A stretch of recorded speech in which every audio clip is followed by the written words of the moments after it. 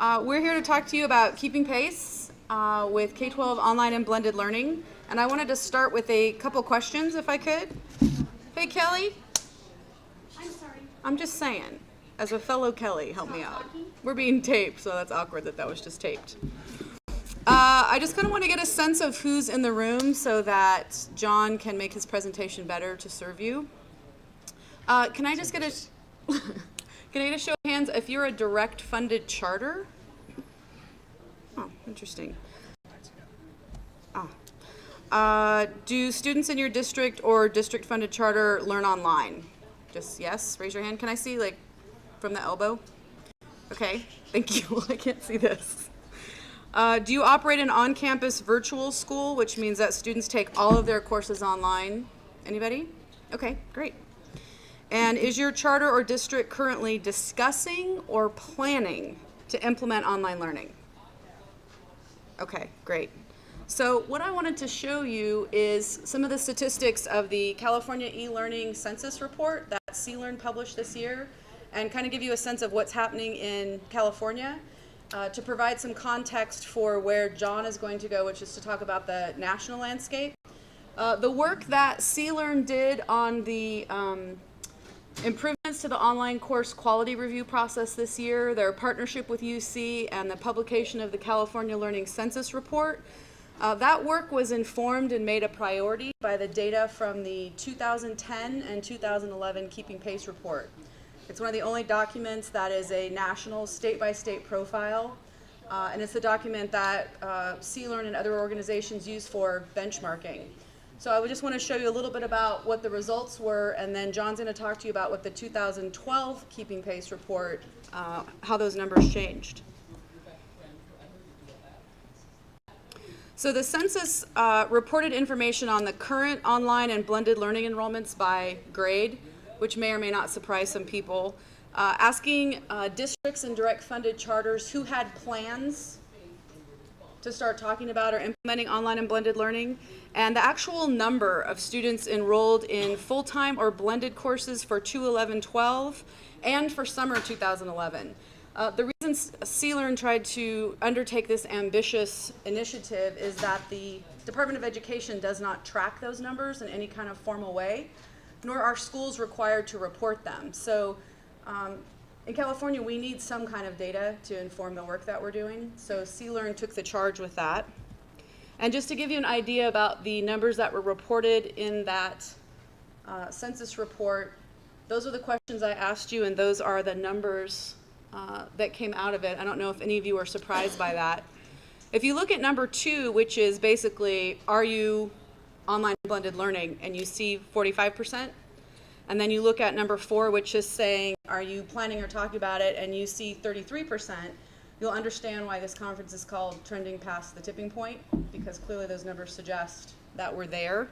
So that information is available for you. You can download the report directly onto your device, or if you want to print a copy on the CLearn website. Just to give you an idea how the Keeping Pace report informs some of the work in California that you may or may not know is already impacting you. CLearn has partnered with the University of California to create CLearn certified courses, which essentially means if you want to use online licensed courses, they need to have gone through CLearn for certification and then to UC, who has also just recently agreed that they will turn around those approvals in 2 weeks. Can I say that? I think it's a secret, but that's what they said. And that those are the standards that they have to meet to do that. So some of you understand that that's a very significant thing, that in California we now have a clearinghouse that helps us with analyzing courses for quality rather than having to do it in small groups. So thank you to CLearn. And just to give you an idea of where things are headed before John talks to you about what the data looks like in 2012, so you can start to think about what does the new data suggest that we should be doing in California. In fall, CLearn partnered with UC, and certified courses are eligible for approval by University of California, which some of you also understand is a significant shift in that old UC A to G policy.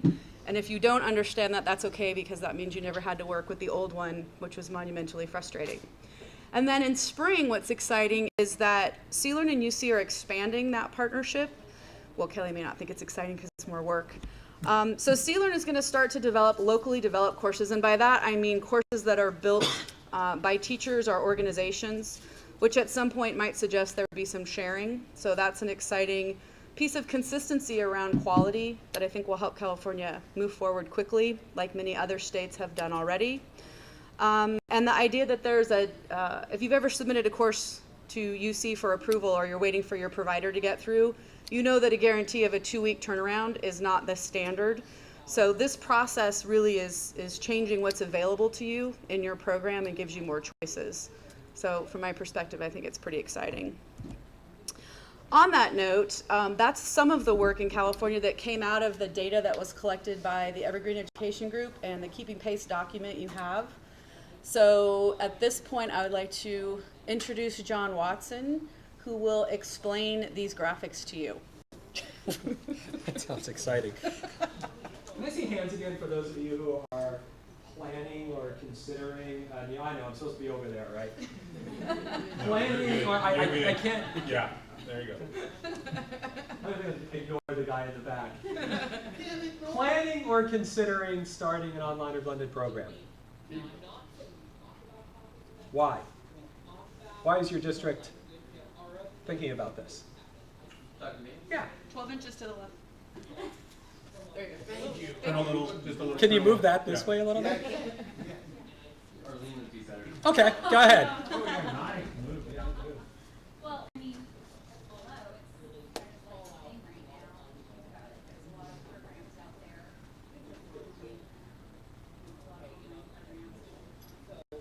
Right. Okay, good. Yes.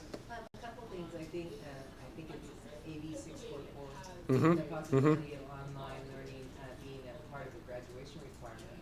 Right. Would be one reason, and then another reason because of the Common Core, the Yep. requirements within the Common Core for use of technology. Great. One more. Somebody else is thinking about this out here. I know there are lots of hands. Yes. I think just to provide greater access and opportunity for students Great. who may have different, don't fit in a traditional.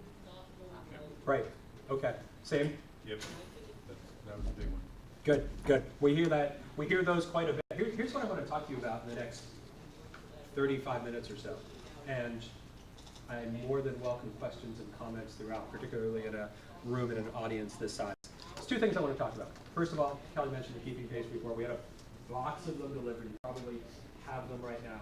This report tracks what's going on around the country, state by state, and with quite a few conclusions at the front. We're going to talk about that because I think it's really valuable if you're in a position of trying to explain what's going on and why you should be doing this to anybody from parents to school board members to superintendents to teachers, etc.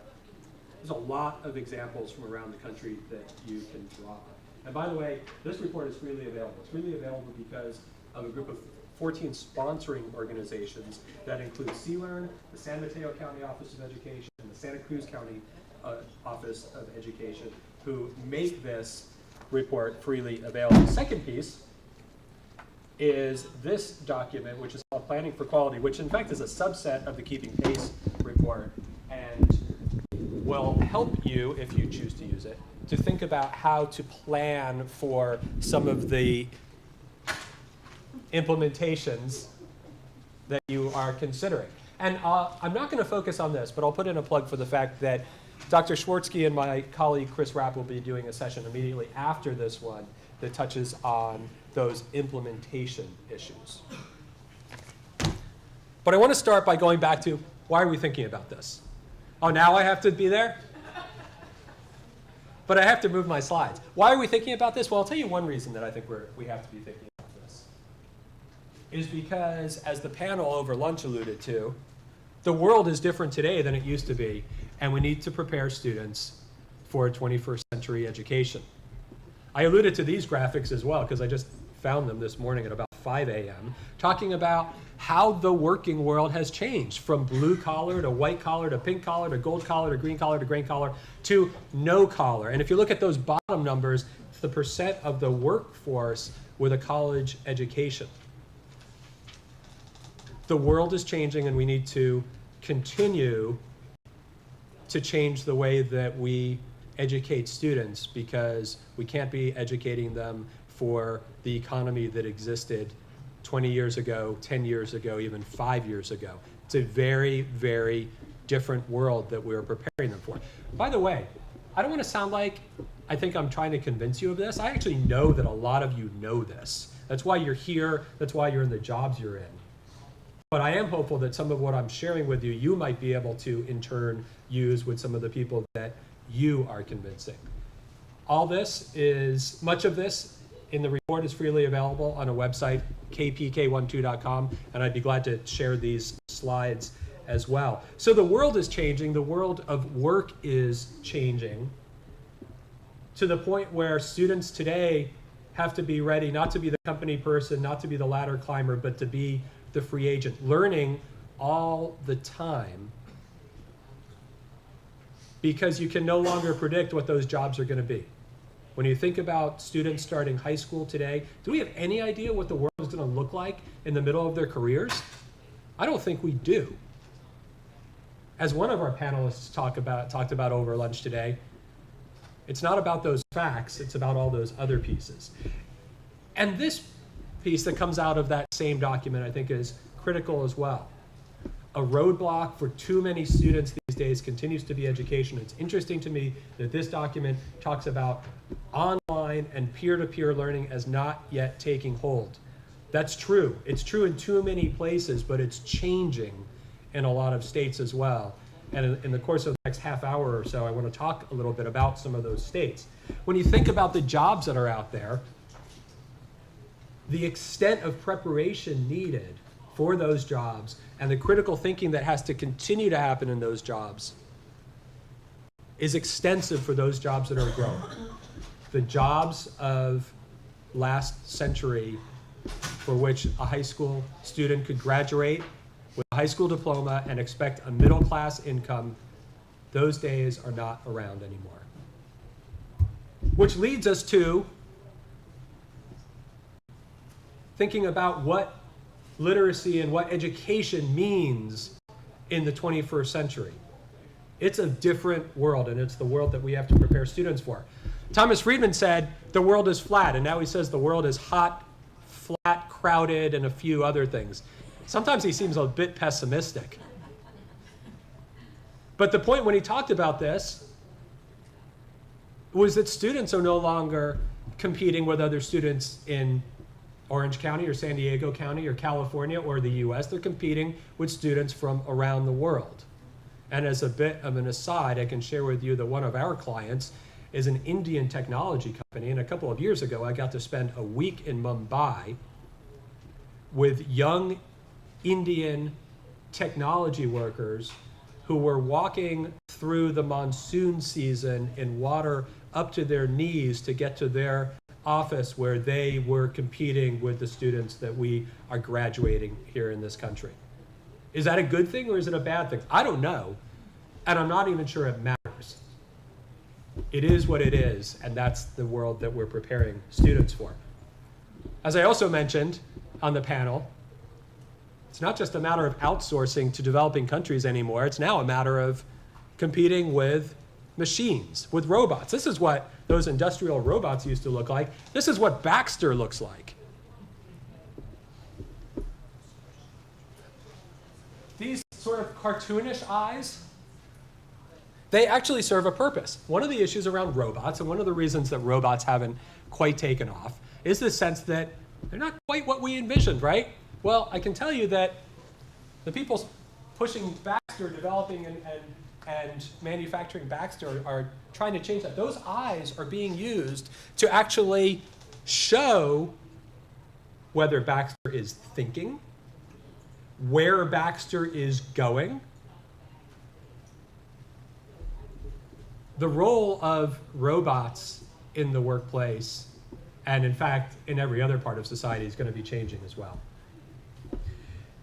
And increasingly, they're going to start to look like Rosie from the Jetsons, which is going to bring you to this picture, and you're going to think, well, so is the robot of the future going to be watching TV with us? Maybe not exactly, but you do lead to Baxter being there in the workplace in very, very different roles. So where does this all lead us to? It leads us to back to the idea that we need to be building a 21st century education system for the needs that the students today are going to face. And one of those keys, from a policy perspective in particular, and a place where blended and online learning can help, is changing the equation. People in online and blended learning talk about this quite a bit. The idea that in a traditional classroom, a traditional bell schedule, a traditional school year, time is the fixed element and learning is the variable. Students know this. I had the opportunity to be at a school up in Silicon Valley earlier this year that recently switched to a blended model where students are working through at their own pace. And this is a school that regularly holds focus groups of its students to find out how well those students think that they're doing. And I had the opportunity just to listen in on one of those. And a question put to a student was, so what do you think about blended learning? How's it working out for you? And she said, last year, early in the year, there was a session about a lesson about completing the square. I didn't get it. I didn't understand completing the square for the entire year, and I still don't get it. Now that I'm in my blended class, I know that I can stick with that and watch those videos and watch those lessons as many times as it takes for me to get that. How many of you know Sal Khan, Khan Academy? Quite a few, and this is a point that Sal Khan makes again and again. He talks about how when he started, I should back up because there's a fair number of people who don't know who Sal Khan is. Sal Khan is a guy up in Silicon Valley who, I don't know, 5 or 6 or so years ago, started recording videos on YouTube to tutor his cousins in math. And as he says it, he realized that he was shifting to going to YouTube videos because he had initially started tutoring some of his cousins live, and then several more cousins asked to be tutored. And he realized that he could do this much more efficiently by putting videos online. And then his cousins told him that they preferred the video version of him to the to the live version of him. He was initially taken a bit aback, but then what he realized, what one of his cousins told him, and what students continue to tell him again and again, is that the difference is they can replay that video as many times as they need to get it right. He got a video recorded from a community college student in Pennsylvania who recorded himself saying, I understand that you might think that I could get a tutor to learn all this, but I could never sit there with a tutor and ask a tutor to repeat the same thing 8 times. It doesn't matter if that person's sitting next to me, I would be embarrassed. I would not be capable of doing that. I needed to go through these videos 8 times to understand. And that's what we hear from students again and again. By the way, there's some talk out there by some misinformed people suggesting that something like Khan Academy videos are going to replace schools, they're going to replace teachers. They are not. Sal Khan does not think they are going to. Nobody who has put any reasonable amount of thought into this believes that. This isn't about replacing teachers or schools. It is about changing their roles. And one of the key ways that those roles are changing is to make sure that students are advancing based on what they actually know, not because the bell rang, not because the week ended, not because the calendar turned. Another reason that online and blended learning are becoming popular and are moving throughout the country is that students today are more comfortable by and large with the technology than so many of their parents. In some cases, more so than their teachers and administrators as well. Anybody who has a young son, daughter, niece, nephew knows this, has seen this type of thing. If you need another source to share with some people you might want to convince, do a Google search for "my daughter thinks a magazine is a broken iPad." Anybody seen that? She's pushing it, the magazine. Why is it not moving? Why Why is this not getting bigger and smaller? And then she starts to think that the problem must be her finger, and so she pokes herself, as if to say, oh, okay, my finger still works. I don't understand what the problem is here. Anybody familiar with Florida Virtual School? Okay, quite a few nods. Here's the main point about the Florida Virtual School. Florida Virtual School is a public agency created originally by a couple of school districts that got a small grant and grew it over time, to the point where now hundreds of thousands of students are taking individual online courses and passing them and doing quite well. Florida Virtual School has changed the landscape of education in Florida, and it's done so as a public agency. And it's done it because the legislature in Florida, after funding the virtual school to the tune of about $20 to $25 million for a couple of years, then passed a law saying every high school student in Florida should have the choice to take an online course from Florida Virtual School, and that funding should follow the student. The result, hundreds of thousands of successful course completions and a different landscape in Florida. Part of what Florida has now done is instituted a policy that says Florida Virtual only gets that funding, only gets paid if the student is successful. A fairly novel idea that is now being implemented for some courses in brick and mortar face-to-face schools across the state.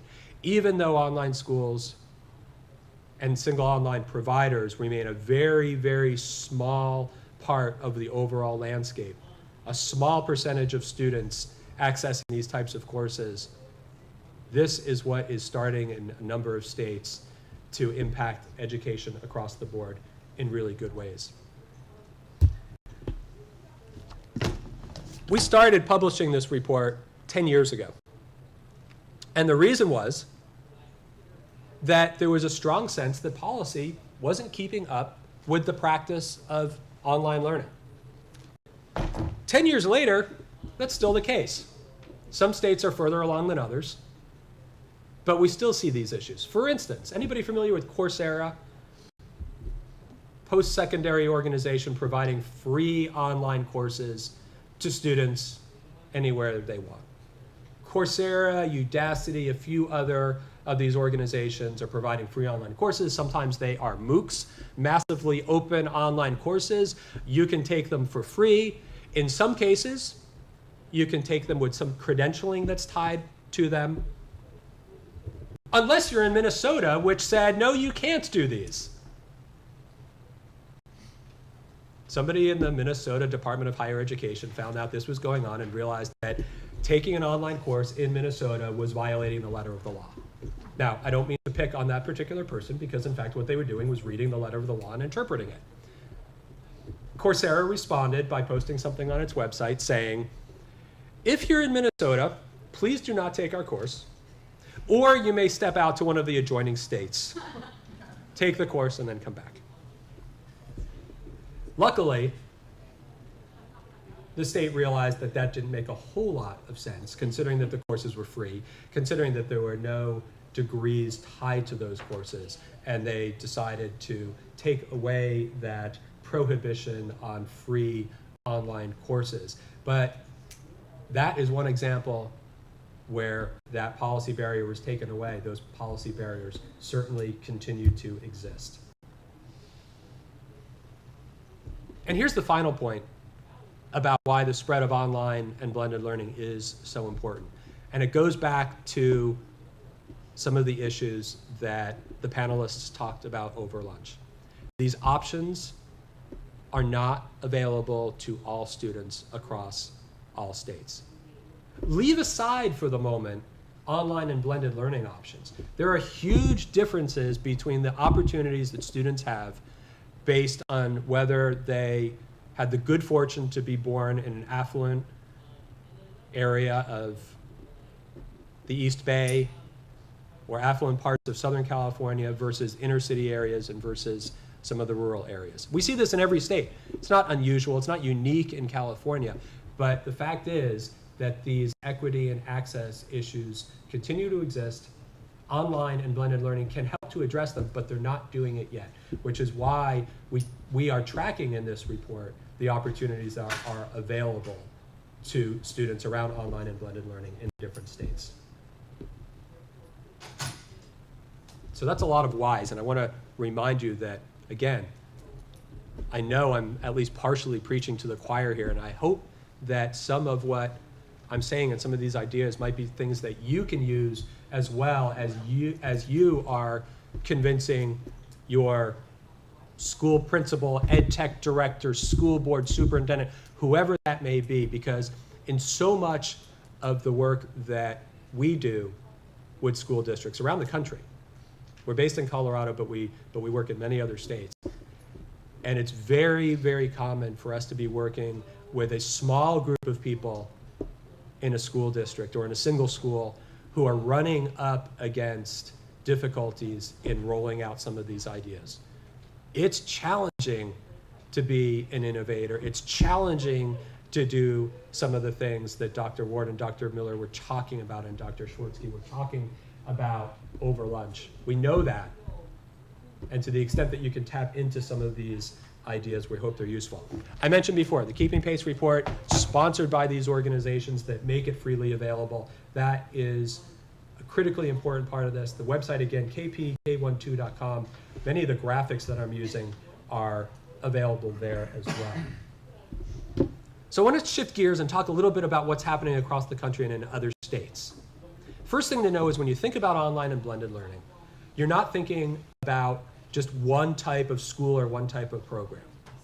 Programs vary based on their reach, based on where students are accessing courses from, based on whether they're full-time or supplemental, all these different elements.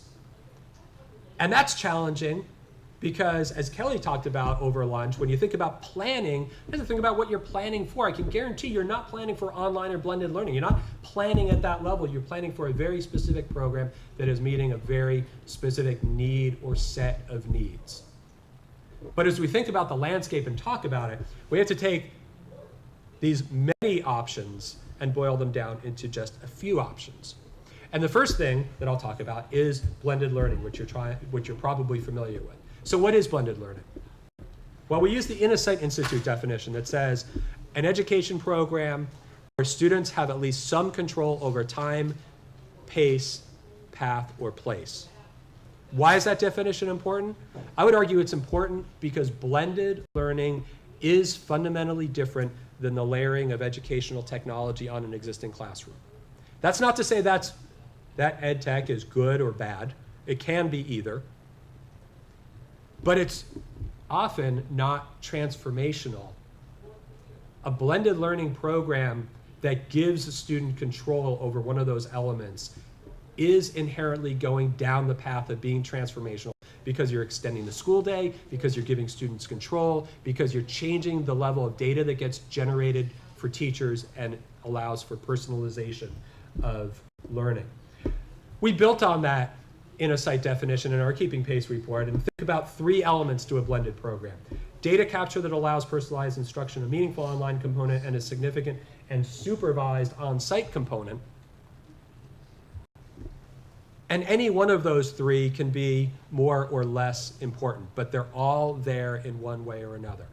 It just doesn't have to be equal. There are many different ways that you can approach a blended program.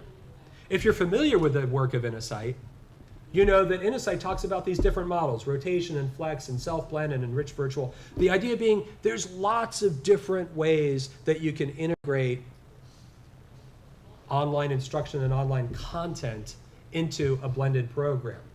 But here's the mistake that we see made quite commonly. You heard some of the panelists over lunch talk about the fact iPads.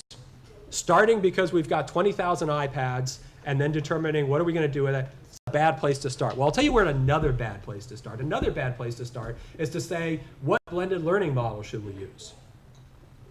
The better place to start is to say, what are we trying to do? What's the educational goal? Who are the intended student groups? And if you're an individual school or a charter school or a district, what are your capabilities? We see lots of different programs in California and elsewhere, Riverside, Albuquerque, Nashville, Chicago, all over, taking very, very different approaches to these answers. Can I just jump in for a second? Please. It's going to be nice about you, so if you could leave, that'd be great.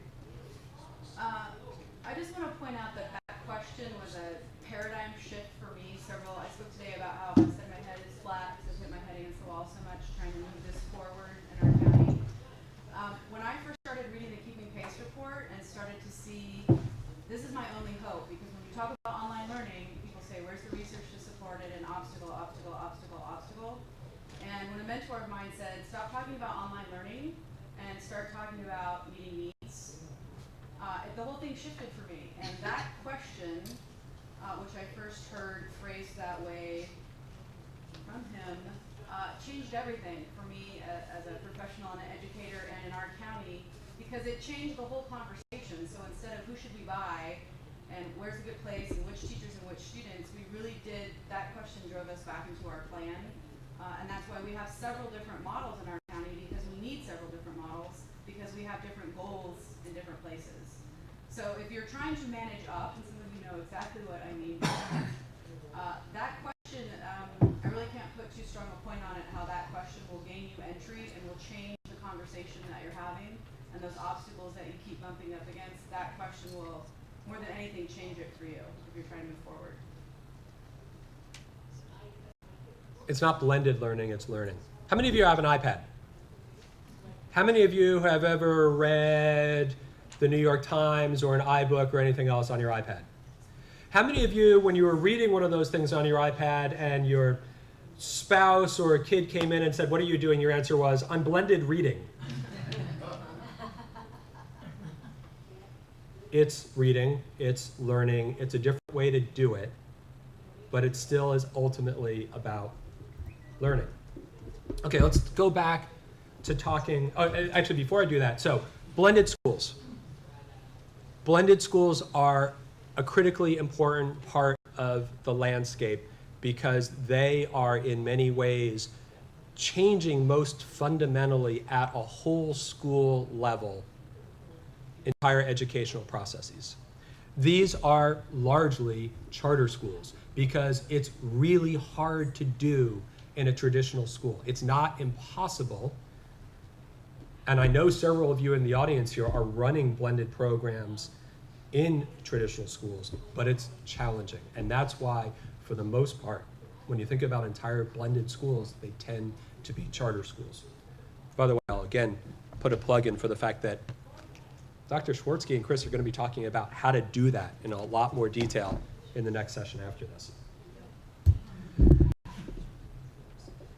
Back to the landscape. I talked about state virtual schools in terms of Florida Virtual School being a state virtual school, created at the state level, providing individual online courses. There are quite a few states that have offered a state virtual school, such that in the last school year, and this is data that comes out of the Keeping Pace report, there were a total of about 600,000 course enrollments, one student taking one online course from a state virtual school. Now, about half of these were in Florida. By the way, I know this is a lot of information, a lot of data packed into this.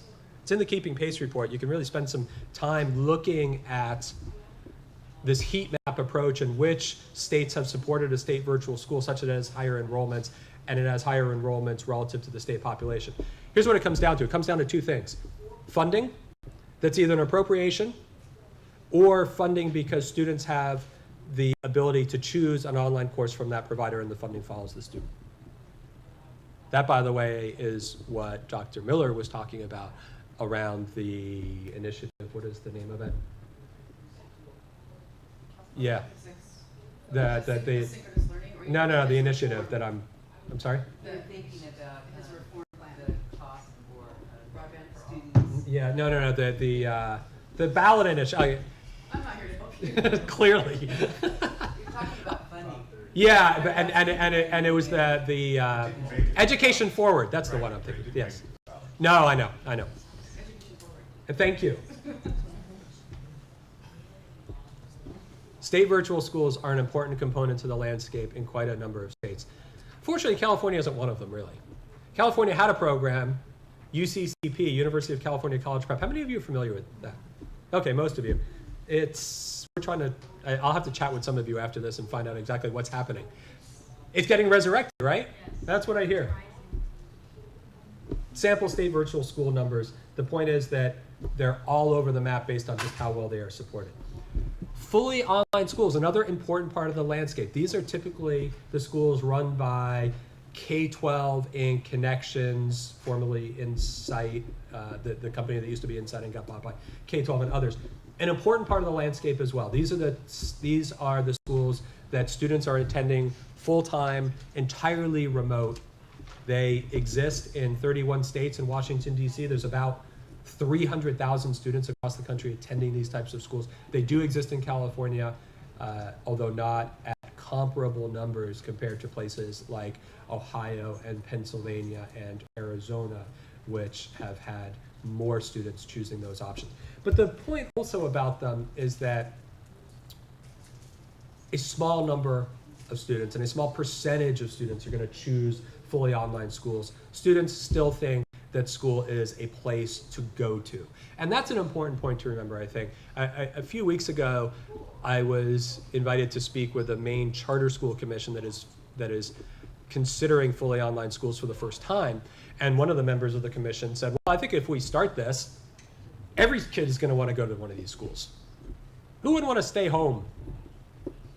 Well, the data suggests that lots of kids actually don't want to stay home, or lots of families don't want their kids staying home for a whole set of reasons. It's an important part of the landscape, but as you can see from this chart, it tends to be a very small percentage of the state population. Another category, single district programs. This gets back to the census that Kelly and ELearning have done around what are individual districts doing. Here's the bottom line answer. Nobody knows.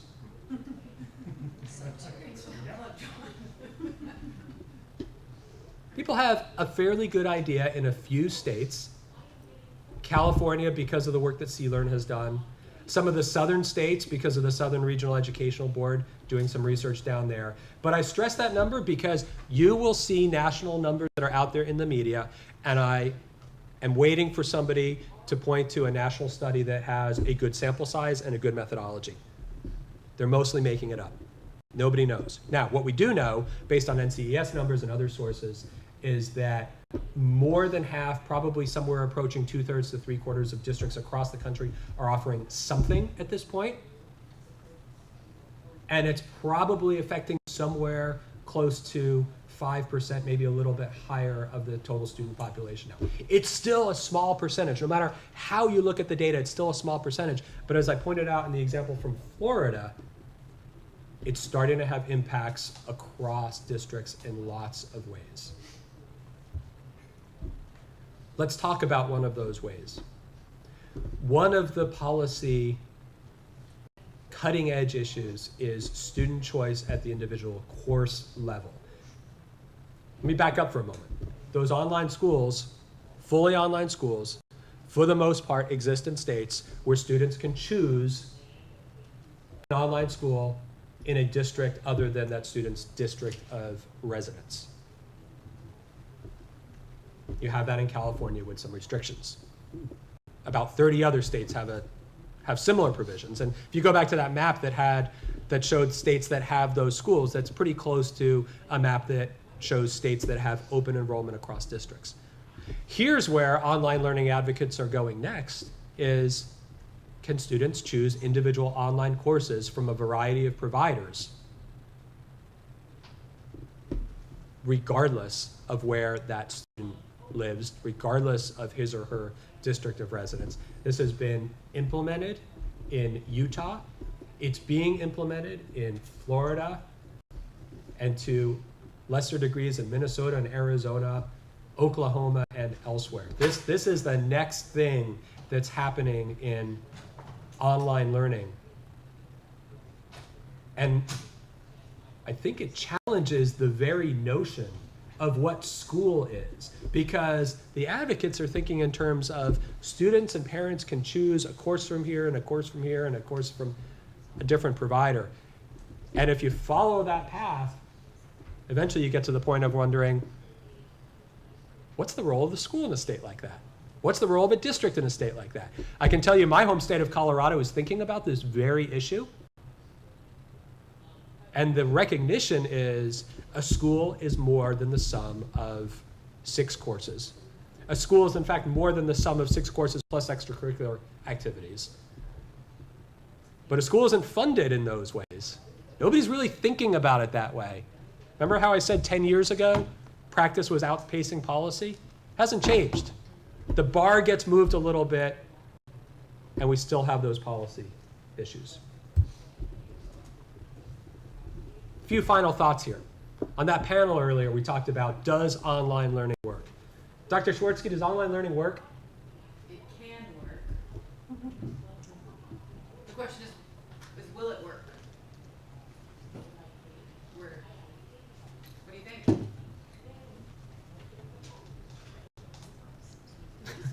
Yeah, I think it does. Cut. There's 2 ways to think about, can it work, will it work? One way is generally and hypothetically. Can it work? Yes. Will it work? You don't know. Depends on how good the implementation is. There's a second issue, though, which is the question of, is an individual online school or blended program working? Is it doing a good job? My hypothesis is that the large majority of the time, nobody really knows.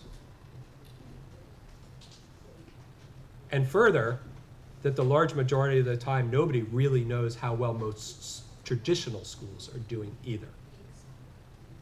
And this is yet another example of how the spotlight shining on online schools and raising the issue of, we don't know how good those schools, how well those schools are performing, we don't know how well those students are doing, because we don't know, in an aggregate sense, where those students were when they came in for the first time. It's a really fascinating study that just came out in Colorado looking at the performance of online schools, and the performance of online schools in Colorado has generally been perceived as not very good. What the latest study seems to be showing is that those students were behind in terms of reading when they went into the school for the first time at any grade level.